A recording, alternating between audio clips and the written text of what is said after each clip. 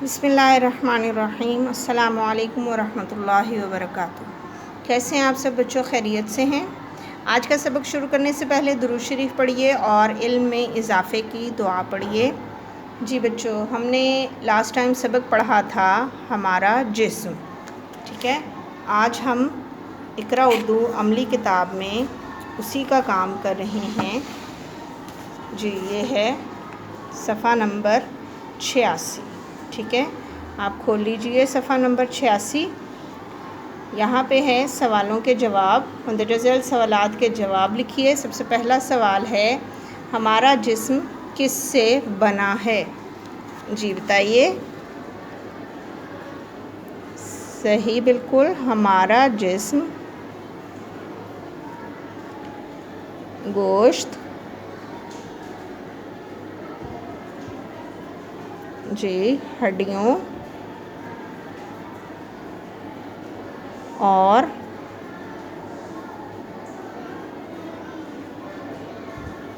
ریشوں سے بنا ہے۔ آخر میں ختمہ کا نشان لگائیں گے۔ جی بچوں، سوال نمبر 2 ہے، انسانی جسم میں کل کتنی ہڈیاں ہوتی ہیں؟ جی بتائیے۔ سوال کے اندر صحیح لکھیں گے، صحیح۔ انسانی جسم میں کل کتنی کی جگہ آ جائے گا؟ 206 ہڈیاں ہوتی ہیں۔ آخر میں ختمہ کا نشان۔ جی بچوں، اگلا سوال ہے، ہمارے سر کی ہڈیاں ہمیں کس سے بچاتی ہیں؟ جی بالکل، سبق میں آپ نے پڑھا تھا نا، ہمارے سر کی ہڈیاں، جی بالکل، دماغ کو چوٹ اور حادثوں سے بچاتی ہیں۔ جی بچوں، اگلا سوال، انسانی جسم کی کون سی ہڈی سب سے بڑی ہوتی ہے؟ جی انسانی جسم کی ران کی ہڈی سب سے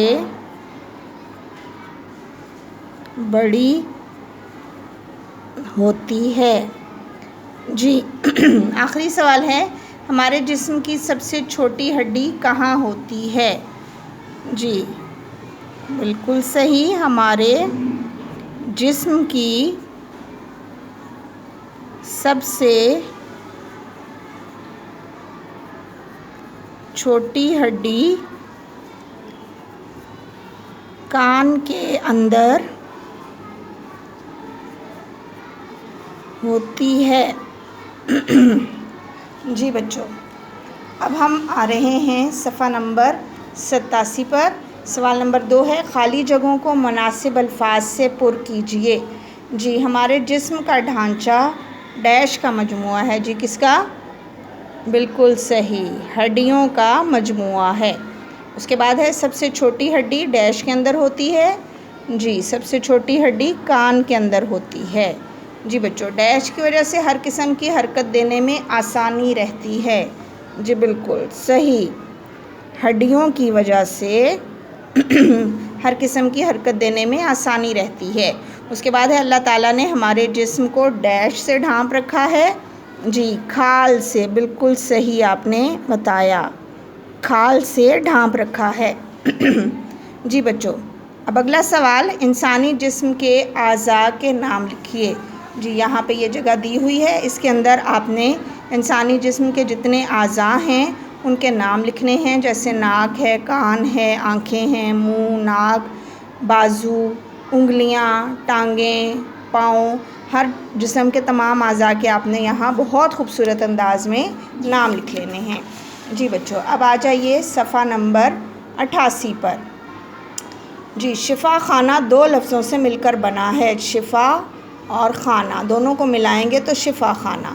اب دیے گئے الفاظ کو مثال کے مطابق لکھیے اور پھر جملوں میں استعمال کیجیے۔ جیسے شفا کا یہاں پہ بن گیا شفا خانہ، ڈاکٹر اور حکیم شفا خانے میں مریضوں کا علاج کرتے ہیں، آگے جملہ بھی بنا کے دکھا دیا۔ اب یہاں پہ جو الفاظ دیے ہوئے ہیں ان کے آپ نے پہلے بنا لینا ہے۔ جیسے وضو ہے تو یہاں ہم لکھیں گے وضو خانہ، ٹھیک ہے۔ اس کے بعد غسل ہے تو غسل کا ہم لکھیں گے غسل خانہ، جی۔ اس کے بعد دوا ہے تو ہم لکھیں گے دوا خانہ، جی۔ اگلا لفظ ہے کتب، تو یہاں پہ آ گیا کتب خانہ، لائبریری کو کہا جاتا ہے نا۔ اس کے بعد ہے کار، تو یہاں پہ آ جائے گا کارخانہ۔ اس کے بعد باورچی ہے تو یہاں پہ ہم لکھیں گے باورچی خانہ، جی۔ اس کے بعد تہ، تو یہاں پہ ہم لکھیں گے تہ خانہ۔ اگلا لفظ ہے سرد، تو یہاں پہ ہم نے لکھ دیا سرد خانہ۔ اس کے بعد اگلا لفظ ہے استنجا، تو یہاں پہ ہم لکھیں گے استنجا خانہ، جی۔ اب بچوں یہاں آپ نے جملے بنا لینے ہیں۔ اس کے بعد اگلا پیج یہاں پہ ہے قواعد۔ اردو زبان میں نر مرد کو مذکر اور مادہ عورت کو مؤنث کہتے ہیں۔ مثلاً لڑکا مذکر ہے اور لڑکی اسی طرح مؤنث ہے۔ اسی طرح بادشاہ مذکر ہے اور ملکہ مؤنث ہے۔ اب یہاں آپ نے اس صفحہ پر جتنے مذکر مؤنث دیے ہوئے ہیں ان کو اچھی طرح یاد کر لینا ہے۔ آج کا ہوم ورک آپ نوٹ کر لیں۔ آپ نے اقرا اردو عملی کتاب صفحہ نمبر 99 اچھی طرح یاد کر لینا ہے، اور صفحہ نمبر 86، 87 اور 88 یہ 3 صفحات پر آپ نے کام مکمل کر لینا ہے۔